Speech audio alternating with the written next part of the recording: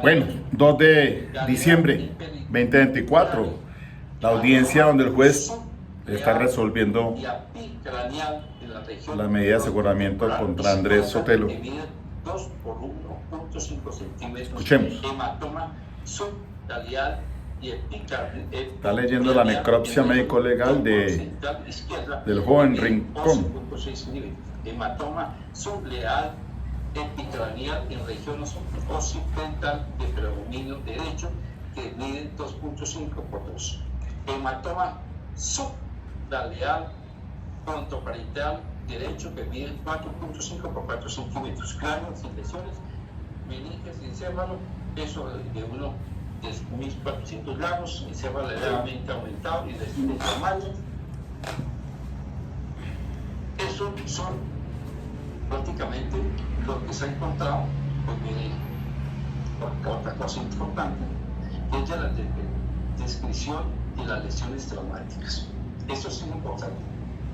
Esto tampoco es ser una opción solamente, como digo, parcialmente. Estos informes aquí se el análisis para sustentar una medida seguramente, pues tiene que hacerse de todo, integralmente. Todavía no he dicho cuál va a ser la decisión, ¿no? Trabajando. Descripción de las lesiones traumáticas. Ojo, importante. Lesiones traumáticas. Descripción de las lesiones por arma de fuego. Carga única. Carga única. Es que puede haber carga no única que se constituye de balines, de varios balines, de varios perdigones. La carga única es que es una sola ojiva. 1.1. Orificio entrada. Orificio ovoidal de 0.8 por 0.7 centímetros con bordes invertidos y anillo de contusión, esto es importante, anillo de contusión de 0.9 y 0.8. Según instancia. Ubicado en la región pectoral, pecho. 40 centímetros del vértice y 10 centímetros de la línea media, sin residuos macroscópicos de disparo. O sea, no fue a quemarropa, ni a corta distancia, es a larga distancia. Orificio con forma ovoidal de 0.9 por 1 centímetro con bordes invertidos ubicados en la región infrascapular. La espalda. Izquierda a 46 centímetros del vértice y 11 centímetros de la línea media. Entrada y salida, sí. 1.3. Lesiones. Herida en la piel, laceración del tejido celular subcutáneo, lesión,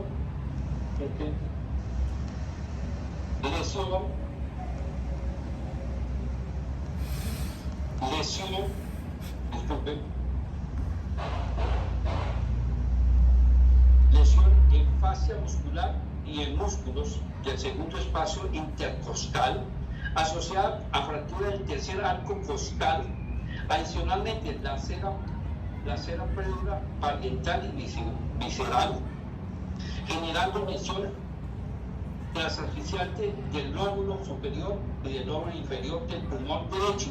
Igualmente se observa laceración pericardia de ambas aurículas cardíacas, incluyendo el septo intraauricular.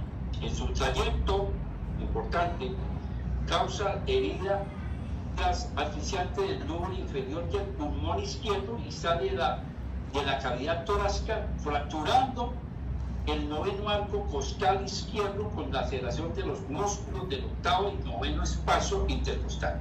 Laceración de planos musculares profundos y superficies de la espalda, donde se observa hematoma que abarca un área aproximadamente de 9.5 centímetros. Se cuantifica hemotoma derecho de aproximadamente a 200 centímetros, hemotomas izquierdo de aproximadamente 10 centímetros y hemopericardio de aproximadamente 100 centímetros. Trayecto anatómico: plano horizontal, superinferior, plano oral, anteposterior, plano sagital de derecha a izquierda. De adelante hacia atrás, la trayectoria. Está en la página número 6 de eso. Entra por el pecho y sale por la espalda.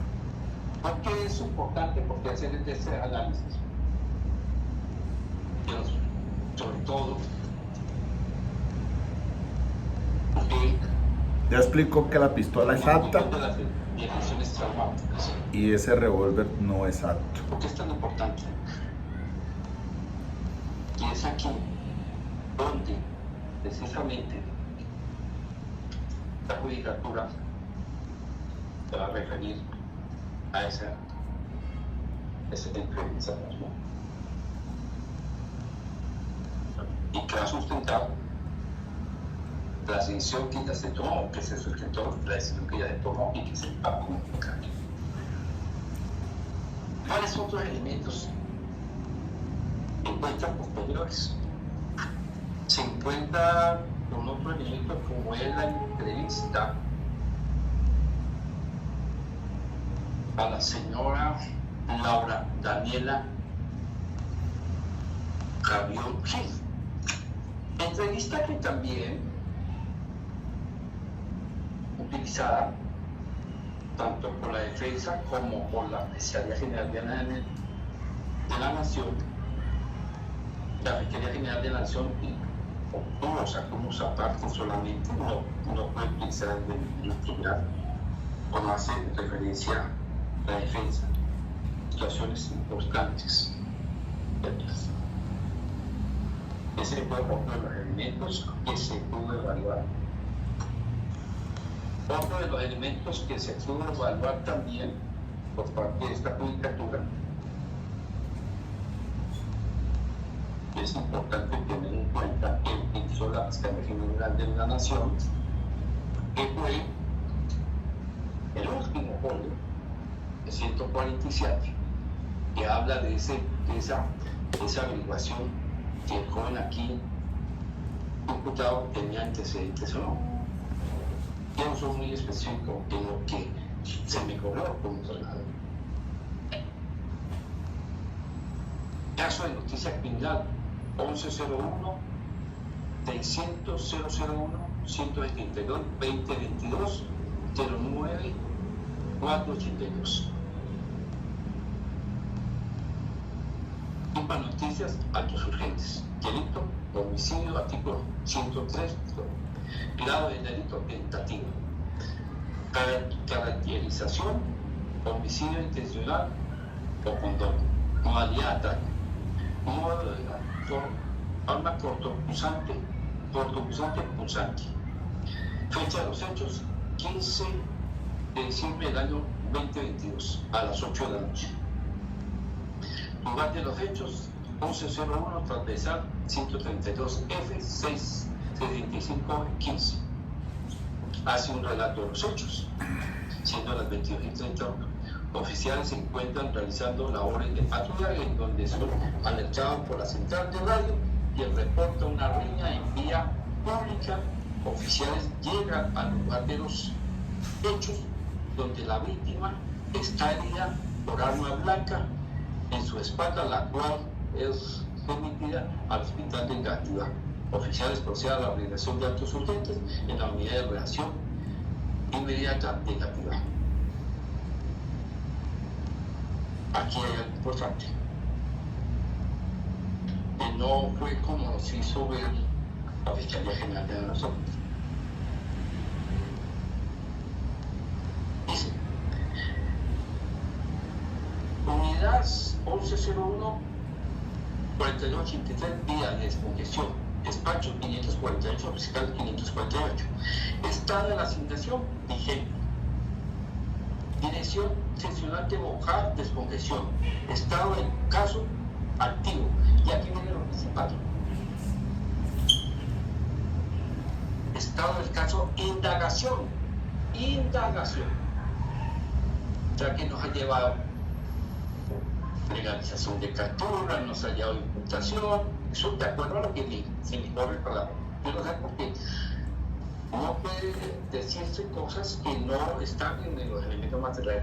Estado de indagación, eso es lo que quiere decir. Calidad de indiciado, aparece aquí el joven Toteno Torres Andrés Camilo, identificado por la sancionía 1.023.100. Víctima Franco-Ortiz Jesús Antonio. Pero lo que me interesa es el estado, indagación. Capas, indagación. Ni siquiera en investigación. Aquí no hay indagación. Los que entendemos de procesal penal, indagación. No hay una captura, no hay supuestamente una alegación de una captura, no hay una imputación, ni mucho menos una acusación. Indagación. Porque es utilizado de acuerdo, o sea, los elementos tienen que serse interpretados en forma integral. Con esto he terminado lo relacionado con ese estudio periférico, tanto en los hechos antes como durante y posteriores. Muy bien. Ahora, bien preciso el juez. Ahora. En el pasado, durante la disertación de esta comunicación de la decisión pública.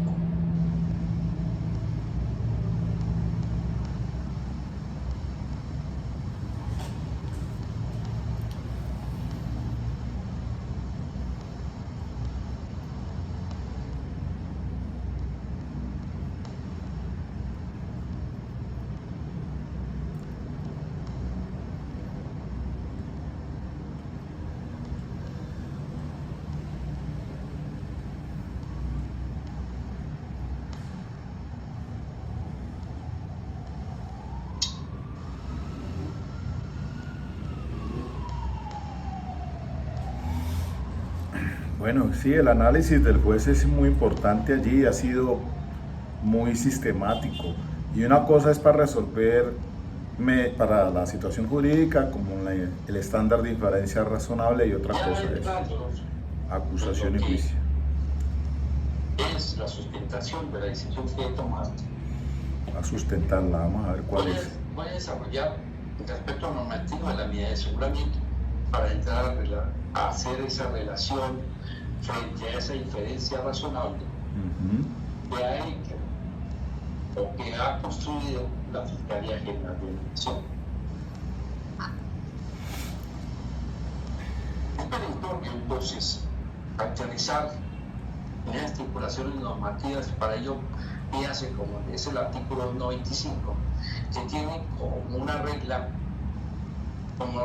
hermenéutica importantísima y subrayable, toda vez que determina la interpretación y aplicación de una norma que afecta el derecho de la libertad en sede cautelar. Definiendo que esta únicamente es una consecuencia residual, subsidiaria, bajo presupuestos de necesidad, adecuación, individualidad, proporcionalidad, frente al derecho a la libertad, pues por su parte, de la mano está vigente la presunción de inocencia. Si una norma de las que están en el régimen de la libertad y su extensión ofrece varias alternativas de interpretación, pues siempre debo privilegiar, esta concreta, la que sea menos gravosa para el derecho de la libertad, insistiendo que no es capricho de este juez el artículo 295 de la ley 974, como principio rector del régimen de la libertad y su restricción que demanda esta interpretación, más en más cuando es aquel principio que permea el régimen de la libertad y su restricción, que es un principio rector de captura y fragancia de imposición de medida de aseguramiento, que es el caso que estamos definiendo, de sustitución de medida de aseguramiento, de libertad por vencimiento de término y de revocatoria de medida de aseguramiento. Por eso se llama principio del régimen de la libertad y su restricción. Son estas 6 instituciones. Si hoy descendemos a la decisión de imposición de medida de aseguramiento, el punto 25 tiene que ir de mano con ese artículo 27, los modeladores de la actividad procesal. Es importante que le faculta, pues, hacer allá dentro de su interpretación y la restricción de la libertad una ponderación. Ese artículo 27, como principio rector y como norma de garantía, dice lo siguiente: 27. Moduladores de la actividad procesal, y es el último, ¿no? De esos principios rectores y garantía privada. Dice: en el desarrollo de la investigación y en el proceso penal, los servidores públicos se ceñirán criterios de necesidad, ponderación de lo que voy a decir, legalidad y corrección de los comportamientos para evitar excesos contrarios a la función pública, específicamente a la justicia.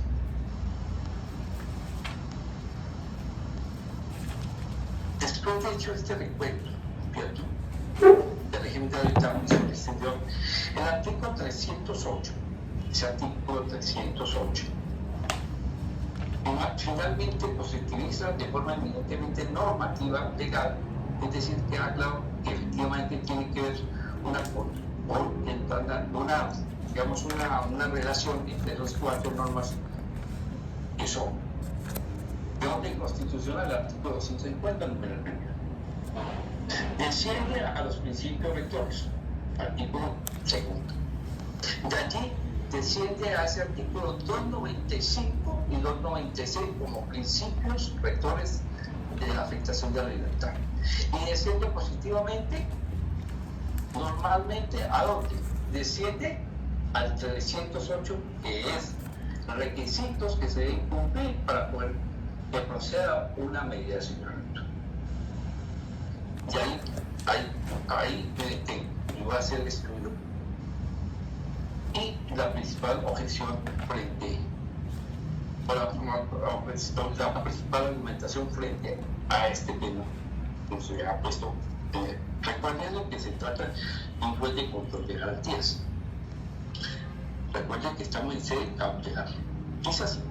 Debemos atender lo señalado en el artículo 308, pues es aquel que cambia el requisito objetivo principal para que prospere la disposición de la medida de aseguramiento.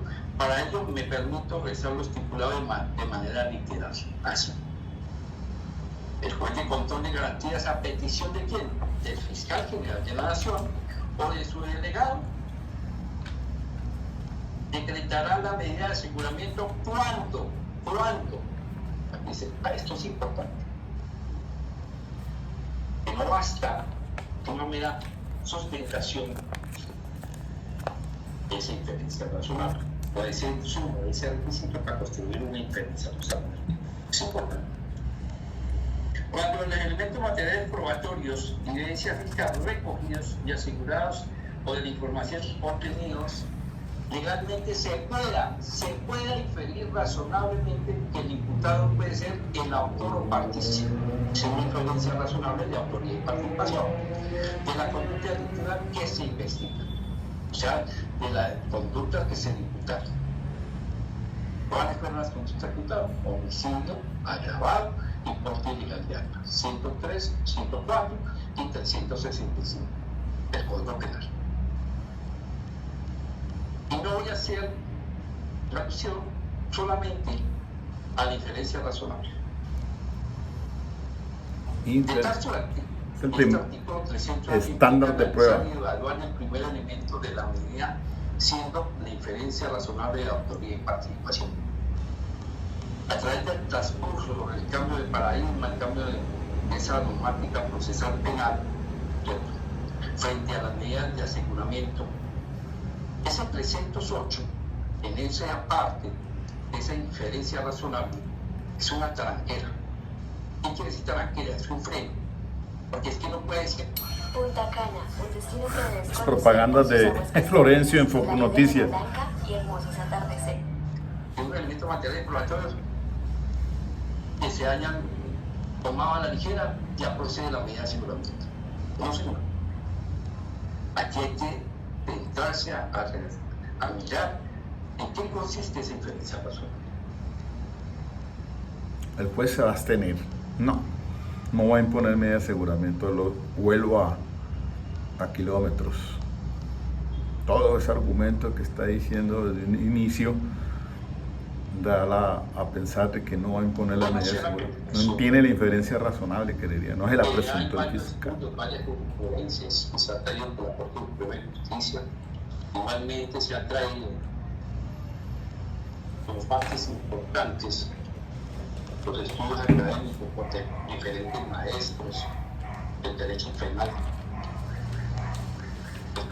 respecto a ese proceso penal.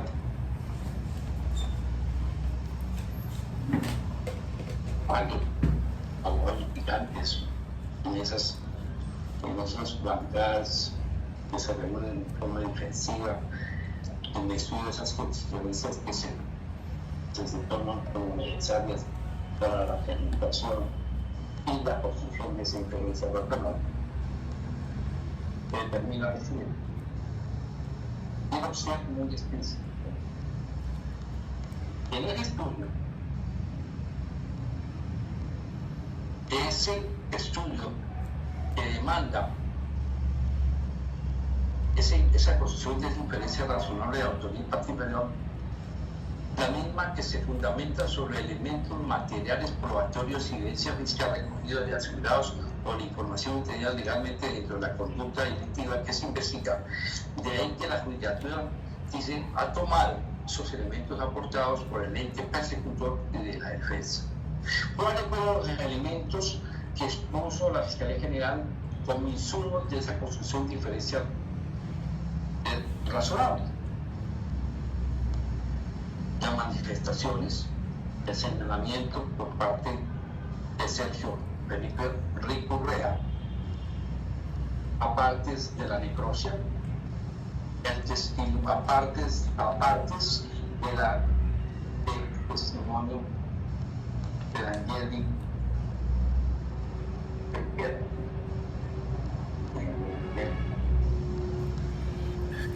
y también la declaración o el informe que da el primer responsable. Esos fueron los 4 elementos con los cuales se construyó esa inferencia razonable. Esos fueron los 4. Esa inferencia razonable.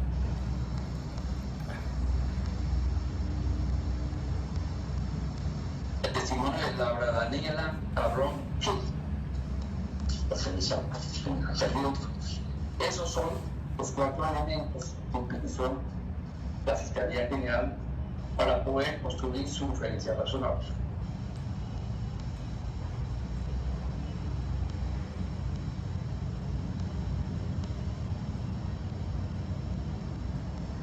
¿A qué se va? Esta judicatura discute esta a dar respuesta frente a esos elementos. Cuando se hace un trabajo de inferencia razonable, su inferencia es una actividad mental que, dado unos hechos, podemos corregir o llegar a una conclusión de otros hechos. Esa inferencia razonable se da de acuerdo a ese presupuesto que trata el principio sobre. Son reiterativo allí, que dice que bajo los parámetros de ese 308 manifiesta esa inferencia razonable debe estar analizada para el cumplimiento a esos requisitos que exige el 308 en cuanto a la inferencia razonable. Hablando de ese 308, es importante conocer lo siguiente.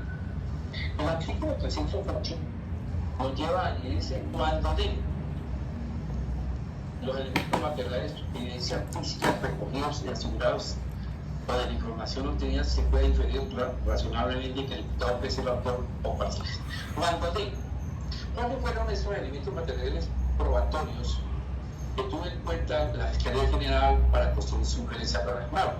Como ya lo ha dicho, los dichos, el señalamiento por parte de Sergio Felipe Rico Urrea, la entrevista o el necropsia que rinde el primer responsable, ciertos apartes de la autopsia y, por último, el testimonio como en su integridad de la señorita Laura también.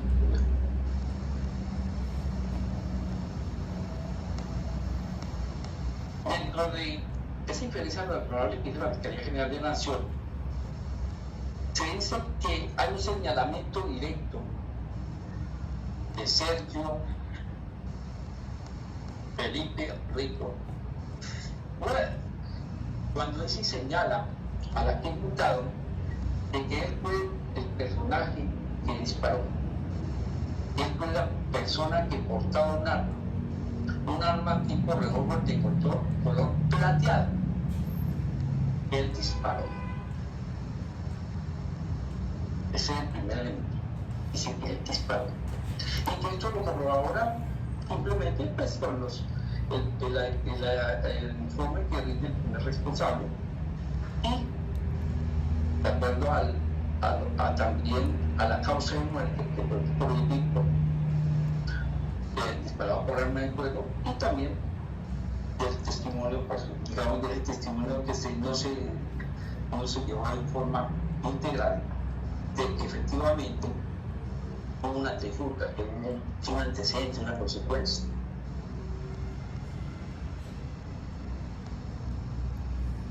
Eso frente a qué? Al primer imputado de homicidio.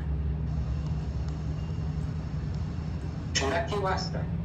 Se pregunta la judicatura, ¿será que basta con ese señalamiento, con ese reporte del primer responsable, con esos apartes de la autopsia de las heridas que se causó y de ese testimonio que solamente se extrajo de las apartes que quería hacer fuera el señor fiscal, pero no dice integridad? Podemos llegar a esa inferencia razonable que esos elementos fueron contundentes para construir esa inferencia razonable. Porque ese cuando se puede inferir razonablemente. ¿Será que se pudo inferir razonablemente que aquí el detenido es el autor y partícipe de esa conducta delictiva que se investiga, del homicidio y el porte ilegal de armas? ¿Qué arma portaba el aquí imputado? Servible. El arma que portaba, que por los elementos materiales probatorios que les puse en presente, No es apta. era un arma De gas. revólver de color plateado, afirma Dan Wesson. Aquí 4.5. testigo presencial de los hechos, de los acontecimientos, afirma eso. Que esa diferencia, ¿cierto? Que ese señalamiento, del cual el señor fiscal ha corroborado por lo que he escrito anteriormente, va a inferir que quien disparó fue. Se me fue el Andrés Otero, se me fue, por favor. Disculpen un momento.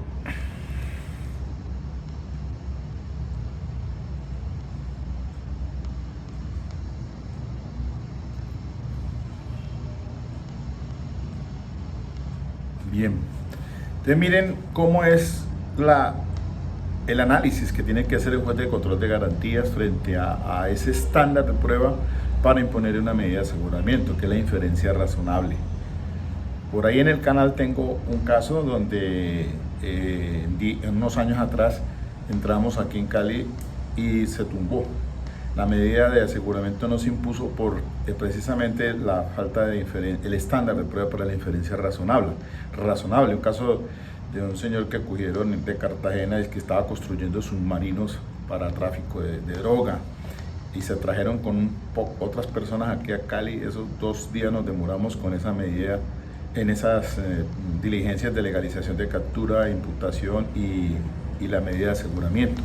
Y ahí básicamente era que no tenía ni un elemento material de prueba, ni siquiera una foto del fiscal para decir que en el taller de él en Cartagena estaba construyendo un submarino.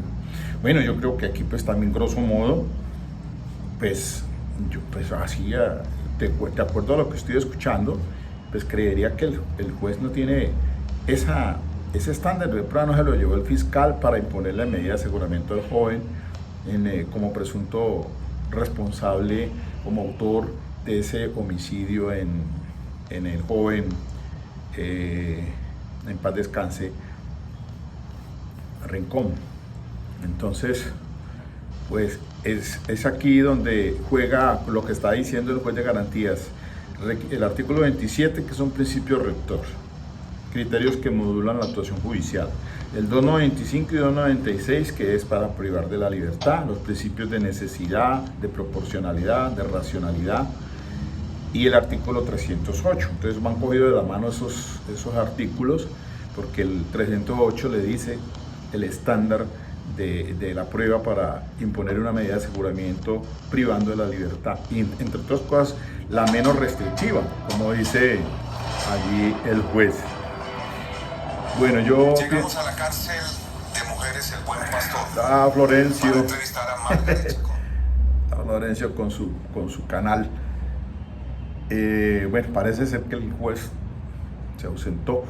Entonces, miren, sí, básicamente es que qué responsabilidad le van a endilgar a este joven en ese homicidio, si esa arma, ya vimos que de todo lo que el juez aquí hizo casi una hora antes, porque yo entré ya en una parte, pues para no ser tan largo este video, pero él hizo pausadamente el estudio el resultado que se le hizo a la pistola, a la Sig Sauer de fabricación alemana.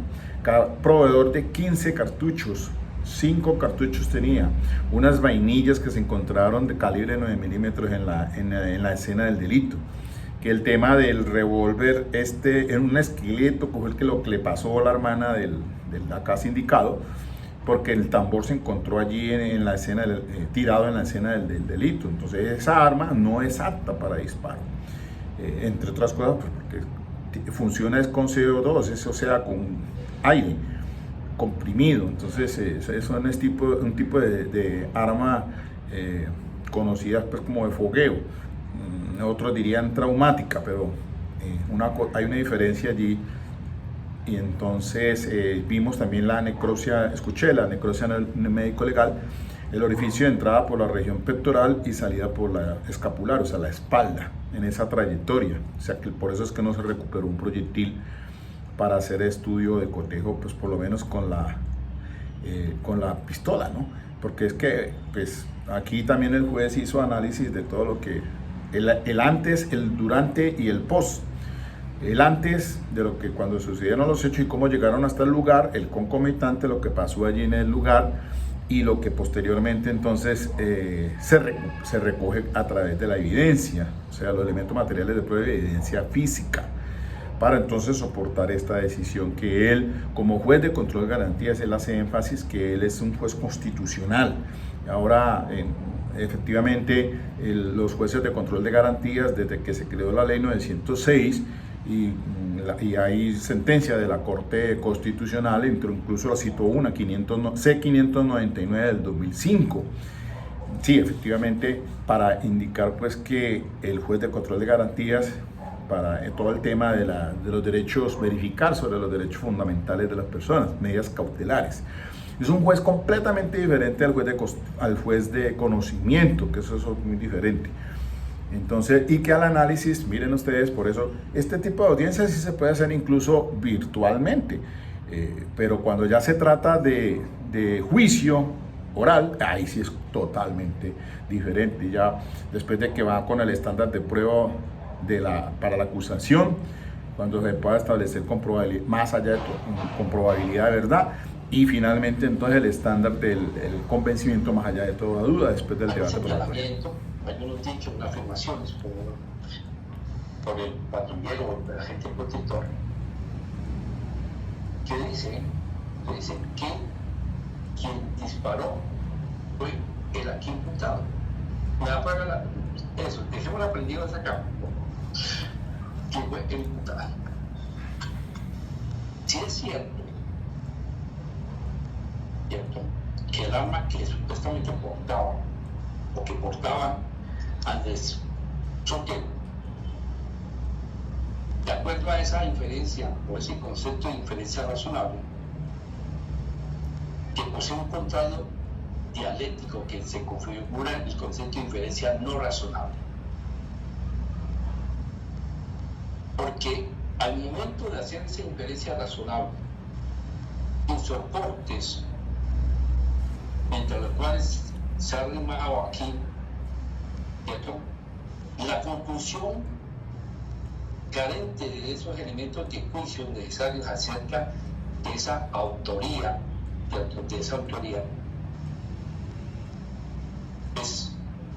se desfigura o se desvanece la construcción de diferencia razonable. ¿Por qué razón? Claro. Debe haber un arma con la cual se lesionó mortalmente al hoyo Simpson. De unas características, de una potencia para hacer los daños que he escrito en la autopsia de esas heridas que se encontraron traumáticas, de esas lesiones traumáticas que encontraron y que tuvieran en cuenta.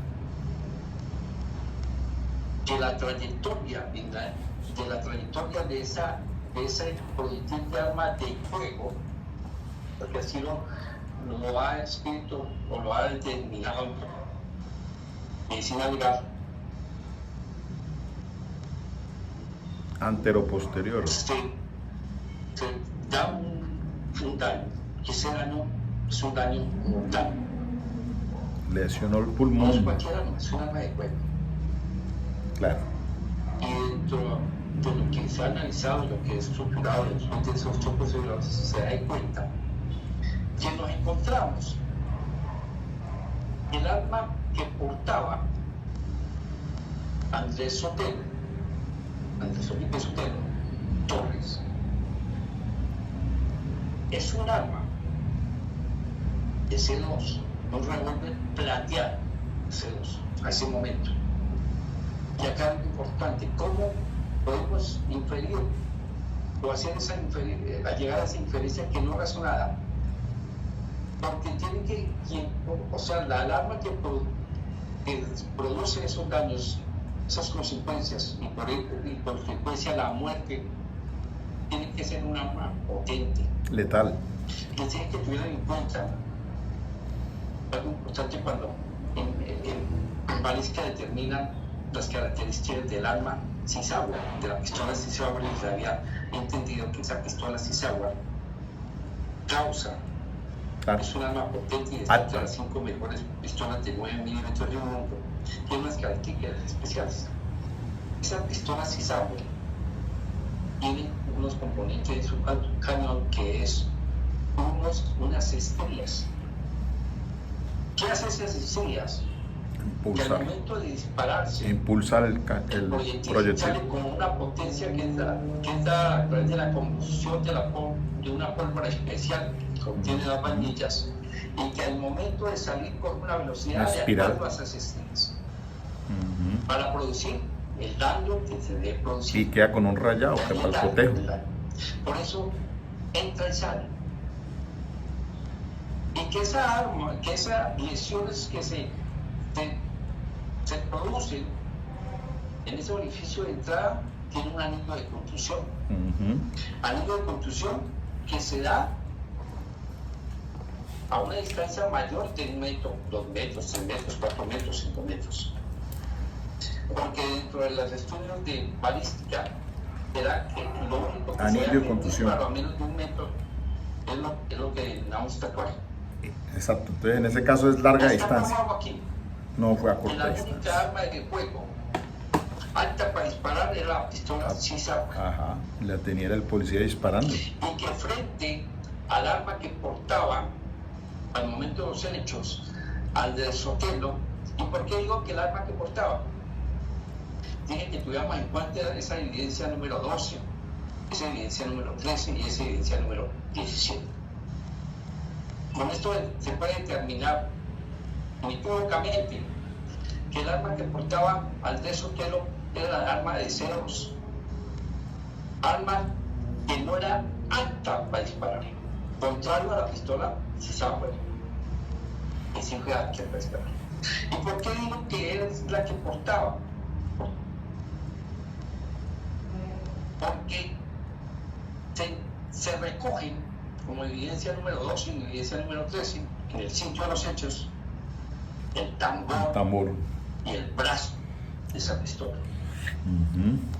La parte metálica Del revólver, no es pistola, revólver. y que un tambor vacío, sin vainillas, se recogen en la escena del delito. Y que esos elementos que se recogen Las vainillas son de la pistola.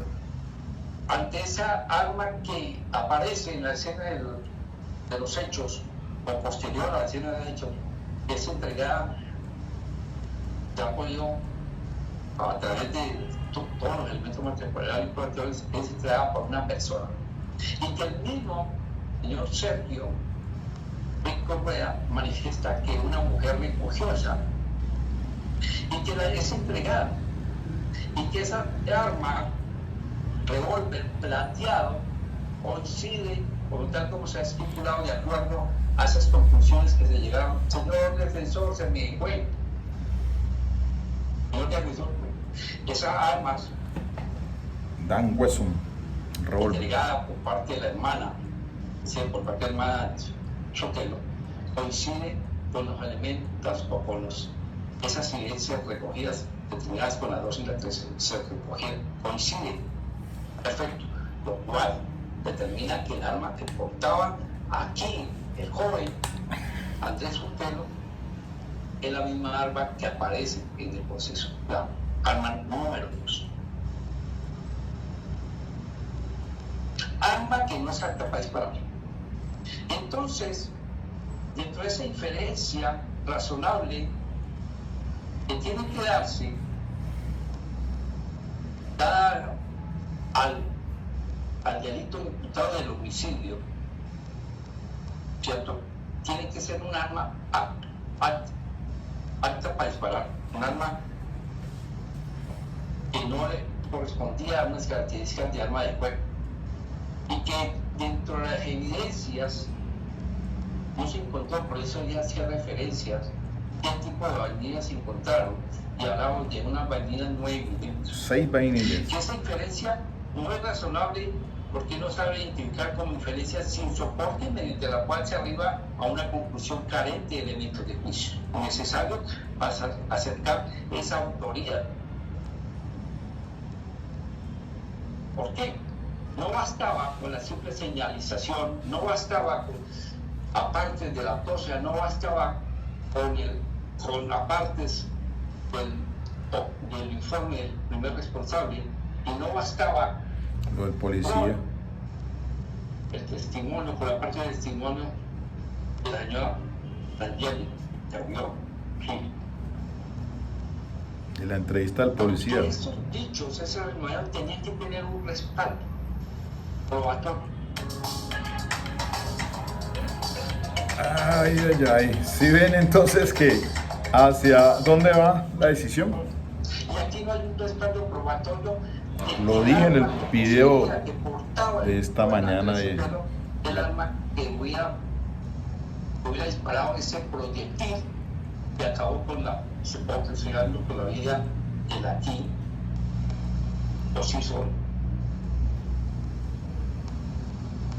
Esa inferencia razonable, que no es razonable, por lo que acabo de decir, no tiene un soporte mediante los cuales se arriman a esa conclusión, y que esa es una conclusión que es carente de esos elementos de juicio necesarios acerca de esa autoría.